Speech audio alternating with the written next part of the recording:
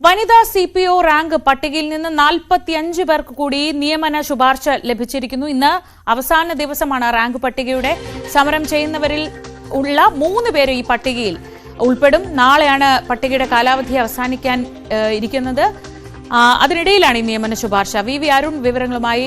അരുൺ, ഈ ഉദ്യോഗാർത്ഥികൾ ചോദിച്ചുകൊണ്ടേയിരിക്കുന്ന കാര്യമാണ്, വേക്കൻസി ഉണ്ട്, പിന്നെ എന്തുകൊണ്ട് ഞങ്ങളെ നിയമിച്ചുകൂടാ എന്ന ചോദ്യമാണ് നിരന്തരം അവർ ഉന്നയിക്കുന്നത്.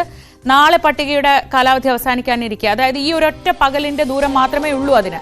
അപ്പോഴാണ് ഇങ്ങനെ ഒരു പട്ടികയിൽ നിന്ന് നിയമനം വന്നിട്ടുള്ളത്. എന്തൊക്കെയാണ് വിശദാംശങ്ങൾ?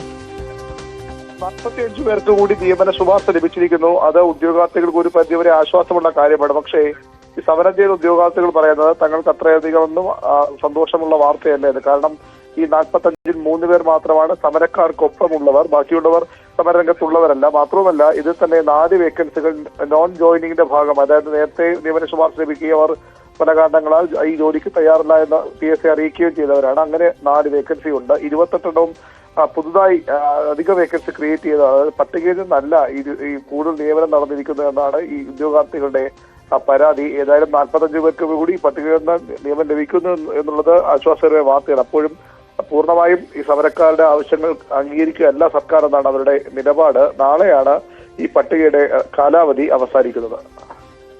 വി അരുണാണ് വിവരങ്ങൾ നൽകിയത്. 45 പേർക്ക് കൂടിയാണ് ഇപ്പോൾ നിയമന ശുപാർശ ലഭിച്ചിരിക്കുന്നത്. അതിൽ 3 പേരാണ് ഈ സമരം ചെയ്യുന്ന ഉദ്യോഗാർത്ഥികളിൽപ്പെട്ടവരുള്ളത്.